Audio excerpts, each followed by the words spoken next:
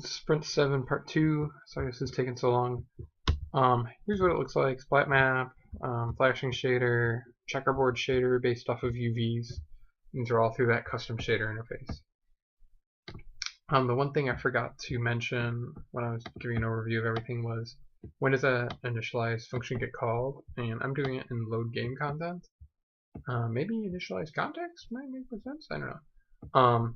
And if you don't call this initialize function, then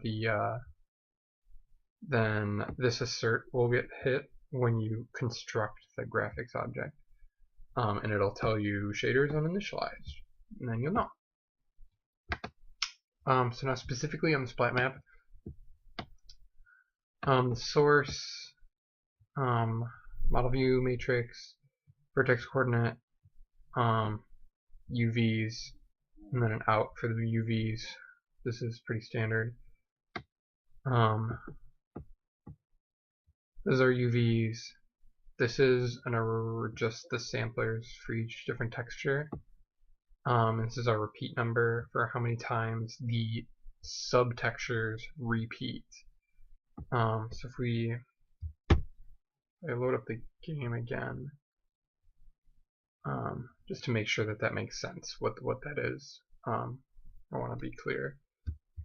So there's the one texture that's mapping everything, and that's pretty low res. That could be 256, that could be 128 pixels.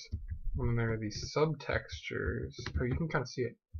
You can see the repeating. There's this mark here, 2, 3, 4, 5, 6, 7, 8, 9. There's 10. I think there's one here too. There's the subtextures which are repeating.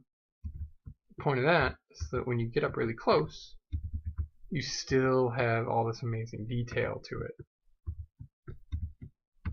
So you only have to store a texture for one of these repetitions, and then one of these, and then one of the water, and then one pretty low res for the whole terrain, and then you're good.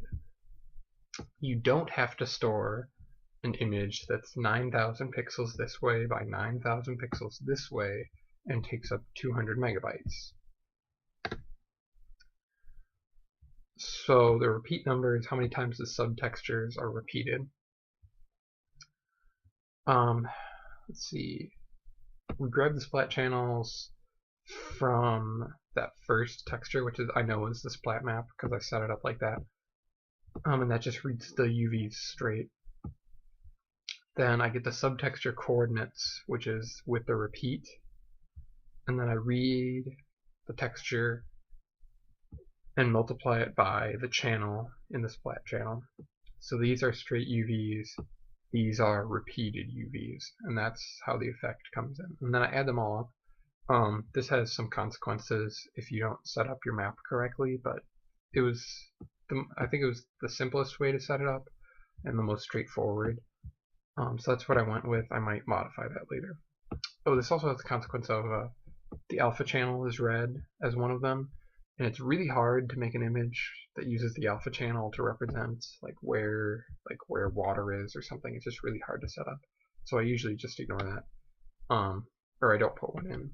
So in our constructor, I may have got cut off, but these last two textures are optional, and if they're not passed in, this is a new variable that I added. It's just a black texture. So when it's added, it doesn't add anything. So how do we use this nice new interface? We have our initialize method. This is all the same. You would have to write this anyway. Our state method, binding the textures, is pretty straightforward. Getting the model view projection is really straightforward. Passing the matrix, that was simple.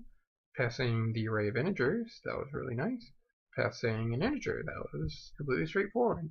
These methods make sense. They're easy to understand. I'm guessing they don't give errors if you put in the wrong name. I don't think I ever have put in the wrong name, but I'm guessing it wouldn't tell you anything about that. And I'm not sure that I could get any information about that. And then just a destructor to take care of dynamic memory. And that's it. It says splat mapping in 81 lines. I thought it was pretty nice. So yeah, I'm not pre-computing the texture because that would take up a lot of memory. Um, I guess it's a memory GPU trade-off. If you have other really intensive GPU stuff going on, you might want to take the memory hit. Like I said, my back of the napkin calculation for this texture would be 200 megabytes, and this isn't that impressive. This is just one terrain with okay textures with an okay repeat number. Actually, this looks pretty good, but the area is not that large, so you might have to do some finagling of loading in your texture when you enter an area, and that'd be very complex. So, okay, I hope that gives an overview of everything I've been working on and basically what I'll be presenting on. Right, that's 20 minutes to go through it really quickly. So yeah, this is going to take a while to present it to the class.